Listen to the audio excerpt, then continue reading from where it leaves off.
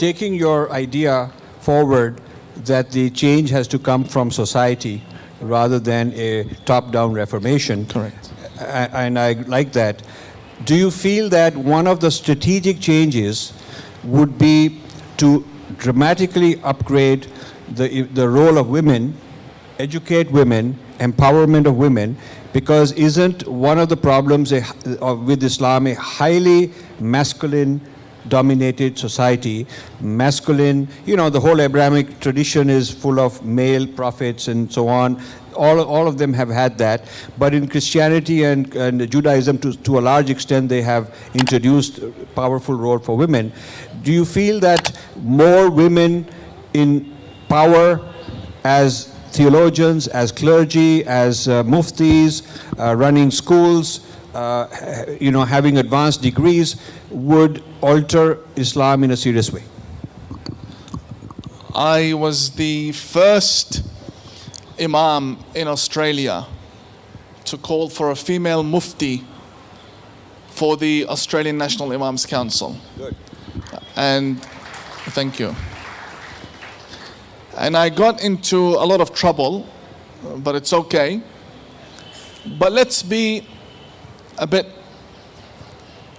realistic again. I like being realistic. I revolve all my talks around a realistic approach.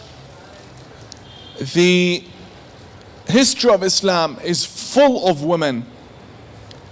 For example, Aisha, the wife of the Prophet, regardless of what people may think of her, she had a role of leadership. She even led battles. She conquered. She gave jurisprudential views and opinions. The other wives of the Prophet also had roles after his death. The wives of caliphs were known orators. Pick any book of hadith today, a book of Islamic scripture, you will find that there are women that have contributed to the spread of Islam until today. So I think that there is a way that's paved for women to become leaders in this religion. Where I would agree with you is that Islam, and I've said this before, is a religion of men, because it came down to a society led by men. And at times you can't really blame the people for being backward. I mean, if someone's a backward-minded and you wish to guide them, you don't point out and say, well, you're backward, and here's what you have to do. He doesn't know he's backward. You take a look at the extremists today. The extremist doesn't know he's an extremist. He thinks you're the extremist. He wants you to be like him. Whenever look, part of my job is to sit with extremists and debate them and talk to them. They try to change me because they think I'm the problem. So an extremist will never admit that he is wrong. And the same way with Arabia, the same way with the current issues in Saudi Arabia, right?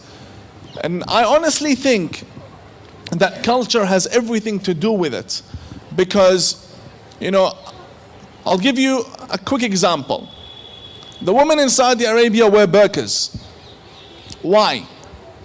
Because society and the culture there tells them you have to cover your body because men will come after you.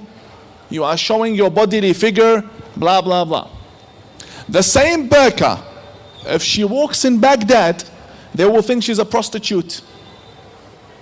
Why are you covering your face? Are you hiding something? In Saudi Arabia, she does it because she wants to be modest. That's the narrative, yeah? Modest. Whatever that means. Because the funny thing is, the husband makes his wife wear the burqa, then he comes outside, he looks at all the blonde, blue-eyed women. It's a matter of culture for me. Thank you for watching. You can subscribe here and also hit the bell icon to make sure you get notified. To donate, please click this button.